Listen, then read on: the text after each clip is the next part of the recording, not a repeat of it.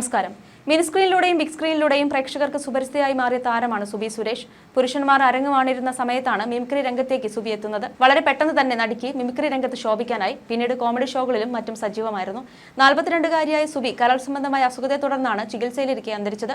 കരൾ രോഗത്തെ തുടർന്ന് ആശുപത്രിയിലിരിക്കെ അപ്രതീക്ഷിത വിയോഗമായിരുന്നു സുബി സുരേഷിന് സംഭവിച്ചത്. രോഗം വൃക്കകളെ ബാധിച്ചിരുന്നു. കരൾ മാറ്റിവെക്കാൻ ആശുപത്രി ഇൻസ്റ്റിറ്റ്യൂഷണൽ ബോർഡ് നടപടിക്രമങ്ങൾ പൂർത്തിയാക്കിയിരുന്നു. അതിനിടയിലായിരുന്നു മരണം സംഭവിച്ചത്. ഇപ്പോഴത്തെ സുബിയുടെ ഓർമ്മകൾ പങ്കുവച്ച് താരത്തിന്റെ കുടുംബം പ്രേക്ഷകർക്ക് മുമ്പിൽ എത്തിയിരിക്കുകയാണ്. യഥാർത്ഥത്തിൽ പരിപാടികൾക്ക് കൃത്യമായി പൈസ വാങ്ങാൻ സുബിയെ പഠിപ്പിച്ചത് രമേശ് പിഷാരടിയാണെന്നാണ് കുടുംബം പറയുന്നത്. ഒരു യൂട്യൂബ് ചാനൽ നൽകിയ അഭിമുഖത്തിൽ സംസാരിക്കവെയാണ് സുബിയുടെ അമ്മയും സഹോദരനും സംസാരിച്ചത്. അമൃത ടിവിയിൽ അടുത്തിടെ ഓർമ്മയിൽ നിന്നും എന്ന പരിപാടിയിൽ പങ്കെടുത്തുകൊണ്ട് ഡയാന സിൽവസ്റ്റർ പറഞ്ഞ ഒരു കാര്യമുണ്ട്. സിനിമാല എന്ന പരിപാടിയിൽ ഏറ്റവും കൂടുതൽ പ്രതിഫലം വാങ്ങിക്കുന്നത് സുബിയാണ്. 10 വർഷം സിനിമാല ചെയ്തിട്ട് അവസാനം സുബി മേടിച്ചത് 2000 രൂപയാണ്. അതിൽ 200 രൂപ ടാക്സും കഴിച്ചിട്ട് 1800 രൂപ കിട്ടും. ഡ്രസ്സ് മേടിക്കേണ്ട. 10000 രൂപയ്ക്ക് വരെ സുബി ഗൾഫിൽ പോയി പ്രോഗ്രാം ചെയ്തിട്ടുണ്ട്. ഇങ്ങോട്ട് പോരുമ്പോൾ മേടിക്കുന്ന എന്തെങ്കിലും ഒരു സാധനത്തിന് വേണ്ടി അത് ചിലവഴിക്കേണ്ടി വരുമെന്നും അമ്മ പറയുന്നു. സുബിക്ക് കാശ് കിട്ടി തുടങ്ങിയ കാലഘട്ടത്തിലാണ് അവൾ പോയത്. കുട്ടിപ്പട്ടാളം എന്ന പരിപാടി തുടങ്ങിയതിൽ പിന്നാലെയാണ് അവൾ രക്ഷപ്പെടുന്നത്. അതുവരെ കുറെ പാസ്പോർട്ട് ഉണ്ടെന്നല്ലാതെ വേറെ പ്രത്യേകിച്ച് കാര്യമുണ്ടായിരുന്നില്ല. കുട്ടിപ്പട്ടാളം തുടങ്ങി കഴിഞ്ഞപ്പോഴേക്കും പിഷാരടി പറഞ്ഞു, നിന്റെ റേഞ്ച് മാറി, ഇനി നീ കാശ് കൂടുതൽ വാങ്ങിക്കണമെന്നും. പിഷാരടിയുടെ പരിപാടികൾ ചെയ്യുമ്പോൾ കൂടുതൽ പൈസ കൊടുത്തു തുടങ്ങി. പിഷാരടിയാണ് എന്നെ കണക്ക് പറഞ്ഞ് പൈസ മേടിക്കാൻ പഠിപ്പിച്ചതെന്ന് അവൾ തന്നെ പറയുമായിരുന്നു. അങ്ങനെയുള്ള പരിപാടികളൊക്കെ വന്നു തുടങ്ങിയപ്പോഴേക്കും അവൾ പോയി. രമേശ് പിഷാരടി കലാകാരന്മാർക്ക് വലിയ വില കൊടുക്കുന്ന വ്യക്തിയാണ്. അടുത്തിടെ ഇവിടെ വന്ന ഒരാൾ ചോദിച്ചത്, മമ്മൂട്ടിയും മോഹൻലാലും നിങ്ങൾക്ക് ഒന്നും തന്നില്ലേ എന്നായിരുന്നു.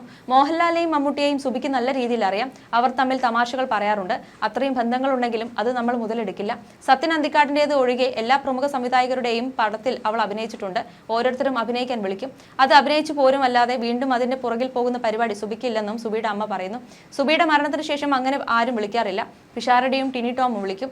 മഞ്ജു വാര്യരും വിളിച്ചിരുന്നു. അവർക്ക് അതിന്റെ ആവശ്യമൊന്നുമില്ല. എന്റെ ഭർത്താവിന് ക്യാൻസർ ആണെന്ന് ആരോ അറിഞ്ഞു വിളിക്കുകയാണ്. അവർ വന്നപ്പോഴും എന്തെങ്കിലും ആവശ്യമുണ്ടെങ്കിൽ പറയണമെന്ന് പറഞ്ഞു. പക്ഷേ ഉള്ള സ്നേഹം നിലനിർത്തുക എന്നതല്ലാതെ നമ്മൾ ആരോടും സഹായം ചോദിക്കുന്നില്ല. മന്ത്രി പി രാജീവും ഇവിടെ വന്ന് എന്താവശ്യമുണ്ടെങ്കിലും വിളിക്കണമെന്ന് പറഞ്ഞിരുന്നു. അങ്ങനെ വിളിക്കേണ്ട ഒരു ആവശ്യം ഇതുവരെ വന്നിട്ടില്ല. ആവശ്യം വന്നാൽ വിളിക്കാമെന്നും അമ്മ കൂട്ടിച്ചേർക്കുന്നു. സുബിയുടെ മരണത്തിന് പിന്നാലെ സുബിയുടെ അമ്മയെ പോലെ ഒറ്റപ്പെട്ടുപോയ ഒരു വ്യക്തിയുണ്ട്. സുബിയുടെ ഭാവി വരനായിരുന്നു രാഹുൽ. അദ്ദേഹം സുബി അവസാനമായി കാണാനെത്തിയ നിമിഷം ഇന്നും മലയാളികളുടെ മനസ്സിലുണ്ട്.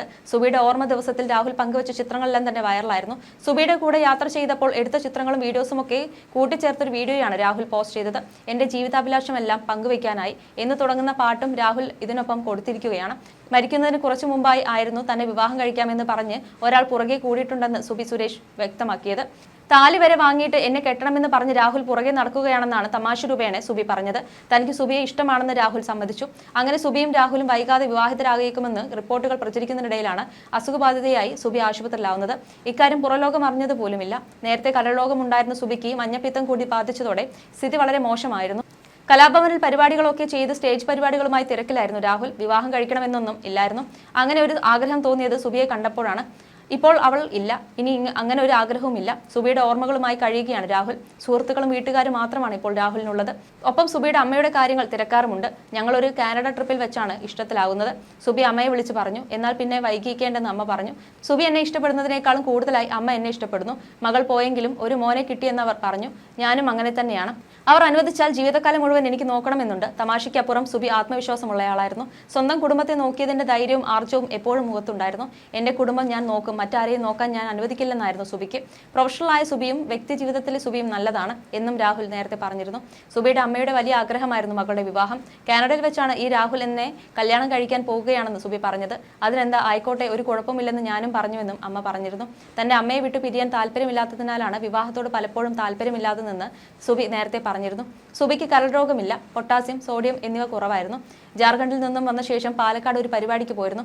അതുകൊണ്ട് ആശുപത്രിയിൽ പോകാൻ വൈകി. അസുഖ ലക്ഷണങ്ങളൊന്നും സുബി കാണിച്ചിരുന്നില്ല. പെട്ടെന്നാണ് കാര്യങ്ങൾ മാറി മറിഞ്ഞത്. ആശുപത്രിയിലായിരിക്കുമ്പോഴും നല്ല ഓർമ്മയോടെയാണ് സംസാരിച്ചത്. ആദ്യം ആശുപത്രി റൂമിലായിരുന്നു. പിന്നീടാണ് വെന്റിലേറ്ററിലേക്ക് മാറ്റിയത്. സുബിക്ക് കൊടുക്കാവുന്നതിന്റെ മാക്സിമം നല്ല ട്രീറ്റ്മെന്റ് ഞങ്ങൾ കൊടുത്തിട്ടുണ്ടായിരുന്നു. ഹൃദയത്തിനായിരുന്നു പ്രശ്നമായത്. നമ്മൾ അവയവം ചോദിച്ചു ചെന്നതല്ല. സുബിയുടെ ബന്ധു ഇങ്ങോട്ട് വന്ന് അവയവം തരാൻ സമ്മതം അറിയിച്ചതാണ്. സുബി എല്ലാ ആരാധകരെയും കെയർ ചെയ്യും. ഒരിക്കലും താല്പര്യമില്ലെന്ന് പറഞ്ഞു പോകാറില്ല. മണിച്ചേട്ടനും സുബിക്കും കുറെ കാര്യത്തിൽ സാമ്യതയുണ്ട്. അവർക്ക് രണ്ടുപേർക്കും സഹജീവി സ്നേഹമുണ്ട്. സുബി മരണ വീടുകൾ പോകാറില്ലായിരുന്നു. മറ്റുള്ളവരുടെ കരച്ചിൽ കാണാൻ കഴിയാത്തതുകൊണ്ട് സുബിയെയും കൊണ്ട് ഏത് പ്രോഗ്രാമിനും പോകാം, ഒരു ശല്യവുമില്ല എന്നും രാഹുൽ പറഞ്ഞിരുന്നു. മിമിക്രിയിലൂടെയും മോണോ ആക്ടിലൂടെയും ശ്രദ്ധ നേടിയ സുബി സുരേഷ് കൊച്ചിൻ കലാഭവനിലൂടെയാണ് മുഖ്യധാരയിലേക്ക് വരുന്നത്. സീരിയലുകളിലും 20-ലേറെ സിനിമകളിലും അഭിനയിച്ചിട്ടുണ്ട്. സ്റ്റേജ് ഹാസ്യ പരിപാടികളിലും ശ്രദ്ധേയ സാന്നിധ്യമായിരുന്നു. നടത്തുകയായിരുന്നു. വിവിധ ടെലിവിഷൻ പരിപാടികളുടെ അവതാരകയായും തിളങ്ങി. എറണാകുളം ജില്ലയിലെ തൃപ്പൂണിത്തുറയിൽ ജനിച്ച സുബി തൃപ്പൂണിത്തുറ സർക്കാർ സ്കൂളിലും എറണാകുളം സെന്റ് തെരേസസ് കോളേജിലുമാണ് വിദ്യാഭ്യാസം പൂർത്തിയാക്കിയത്. സ്കൂൾ കാലത്ത് തന്നെ നർത്തകിയായി പേരെടുത്തിരുന്നു. ബ്രേക്ക് ഡാൻസ് അവതരിപ്പിച്ച ശ്രദ്ധേയ സുബി വേദികളിൽ മിമിക്രിയും മോണാക്റ്റും അവതരിപ്പിച്ചിരുന്നു.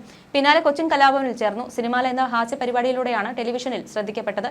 നിരവധി വിദേശ വേദികളിലും പരിപാടികൾ അവതരിപ്പിച്ചിട്ടുണ്ട്. രാജസേനൻ സംവിധാനം ചെയ്ത കനക സിംഹാസനം എന്ന ചിത്രത്തിലൂടെയായിരുന്നു സിനിമയിലുള്ള അരങ്ങേറ്റം. Panchavarnathatha, drama, 101 wedding, Grihanathan, Killadi Raman, lucky jokers, Elsamma Enna Aankutty, Thaskara ലഹള, ഹാപ്പി ഹസ്ബൻഡ്സ്, ഡിറ്റക്റ്റീവ് ഡോൾസ് തുടങ്ങിയ സിനിമകളിൽ അഭിനയിച്ചിട്ടുണ്ട്. ടെലിവിഷനിൽ സുബി അവതരിപ്പിക്കുന്ന പരിപാടികൾക്ക് ജനപ്രീതി ഏറെയായിരുന്നു. സുബി സുരേഷിന്റെ അകാല വിയോഗത്തിൽ മുഖ്യമന്ത്രി പിണറായി വിജയൻ അനുശോചനം അറിയിച്ചു. ഏറെ ഭാവിയുള്ള ഒരു കലാകാരിയാണ് സുബിയുടെ നിര്യാണത്തിലൂടെ നഷ്ടപ്പെട്ടതെന്ന് മുഖ്യമന്ത്രി അനുശോചന സന്ദേശത്തിൽ പറഞ്ഞിരുന്നു.